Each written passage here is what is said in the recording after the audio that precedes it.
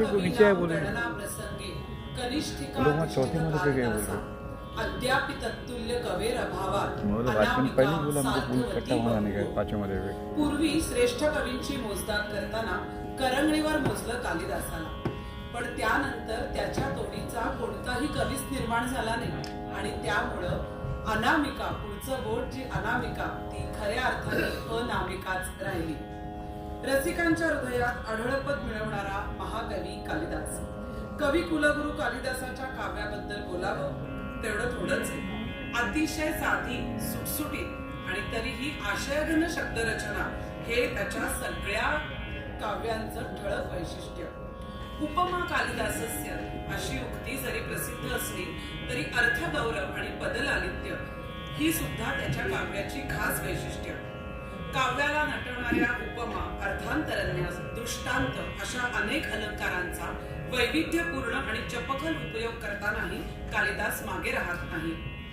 प्रेम या एकाच भावनेभोवती त्याची सगळी काव्य फिरतात, पण त्यामध्ये सुद्धा प्रियकर प्रेयसीचं प्रेम, पती पत्नीचं प्रेम, वडील मुलगी यांच्यातलं प्रेम, इतकंच काय दोन मैत्रिणींमधलं प्रेम, अशा अनेक छटांची लयलूट कालिदास करतो.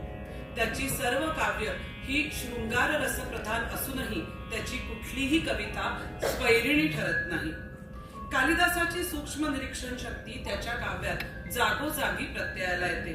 त्याच्या प्रमुख व्यक्तिरेखा या निसर्गाशी जवळीक सांगतात आणि त्यामुळेच त्याला निसर्ग कवी असं देखील म्हटलं आहे.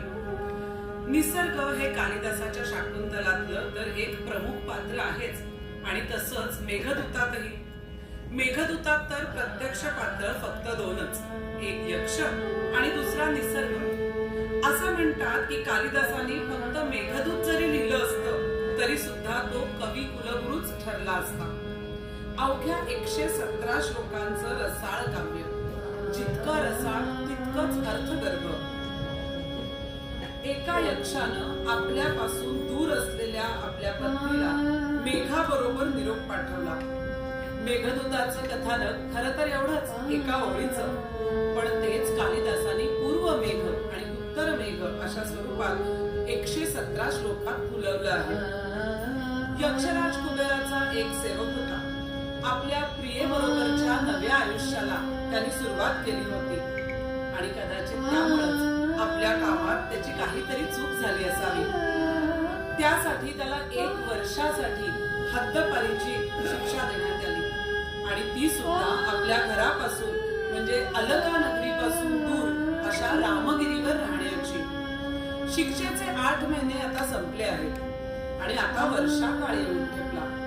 आता तर आपला विरह आपल्या पत्नीला अजूनच दुस्सह होईल असं यक्षाला वाटलं. आपलं क्षेमकुशल कळवून आपला विरह लवकरच संपेल असं आश्वासन देणारा कोणीतरी दूत तिच्याकडे पाठवावा असा त्यानं विचार केला आणि हा संदेश पाठवायला एकाकी अशा यक्षाला मेघासारखा योग्य दूत सापडला.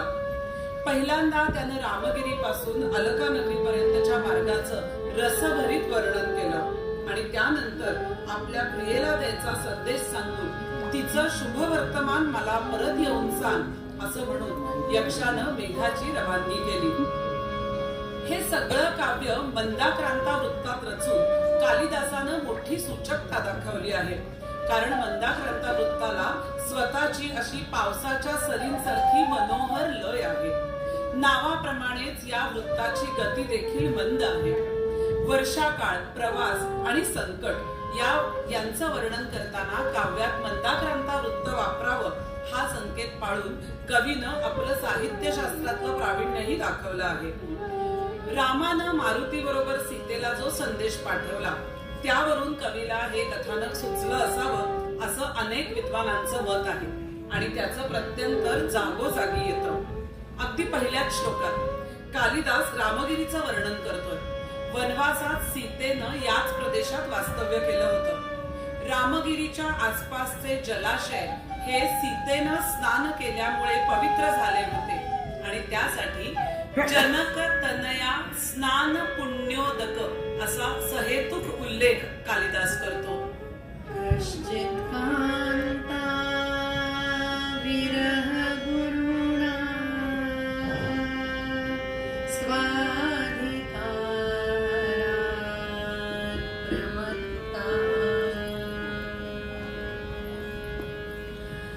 खरंच कालिदासाचं शब्दांचं आणि लयचं भान काही वेगळंच, काही अनोखंच.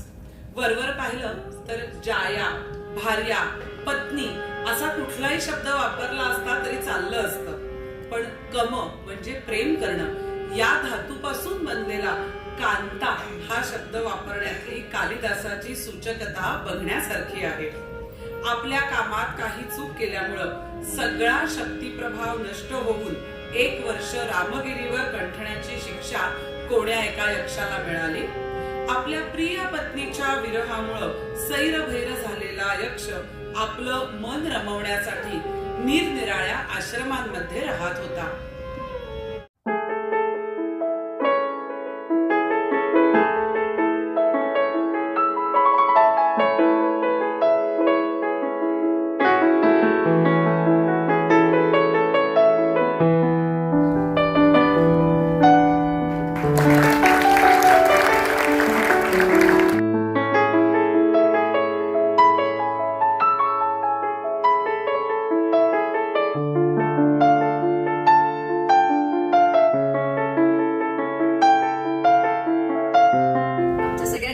प्रेक्षकांच्या वतीने तुम्हाला आवर्जून सांगू इच्छिते.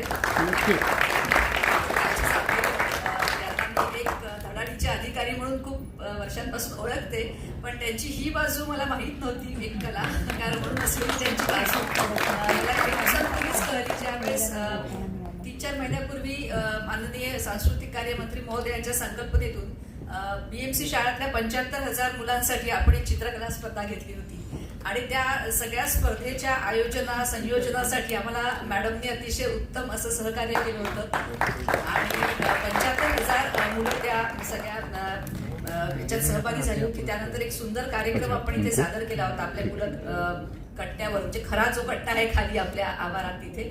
आणि त्यावेळेस महानगरपालिकेच्या शाळांमधल्या मुलांचं अतिशय उत्कृष्ट असं सादरीकरण आम्हाला अनुभवायला मिळालं होतं. आणि शिक्षण हा विषय त्यांच्याकडे आहे महानगरपालिकेत आणि त्यांची संपूर्ण प्रेरणा या सगळ्या कार्यात असते असं आम्हाला त्यावेळेस आवर्जून जाणवलं. आणि त्यानंतर मग मुलं कट्ट्याचा विषय निघाला आणि त्यांनी म्हटलं की अरे असं असं करता येईल का. तर आम्ही म्हटलं अगदी अवश्य आपण केलंच पाहिजे, कारण संस्कृत आपली भाषा, त्यानंतर त्याचा मराठीत केलेला इतका सुंदर भावानुवाद, त्याचं इतकं सुंदर सादरीकरण झालं आणि वेगवेगळे राग मला खूपच त्यांचं कौतुक वाटलं की स्विच ऑन स्विच ऑफ किती पटकन झटकन त्यांनी केलं आणि सगळ्या रागांमधून आपल्याला सफर घडवली. त्या मेघा त्या काव्याची जी सफर घडवली ती खूप सुंदर घडवली आणि अर्थात सुंदर त्यांना साथ यांनी दिली आहे. दोन्ही कलाकारांचे सुद्धा मी मनापासून आभार मानते. डॉक्टर जयराज फाटक सर आणि सभागृही फाटक या ठिकाणी उपस्थित होते. त्यांना दुसऱ्या एका मिटिंगला जायचं असल्यामुळे ते त्यांना जावं लागलं. आणि राजश्रीताई आपले सुद्धा आवर्जून मी आभार व्यक्त करते, कारण या निमित्ताने आपण आमच्या मुलं कट्ट्यावर आला आहात आणि कट्ट्यावर आणि कट्ट्याचे अर्थातच आमचे नेहमीचे श्रोते जे आवर्जून कट्ट्याची वाट बघत असतात. दर शुक्रवारी आपला हा मुलं कट्टा असतो.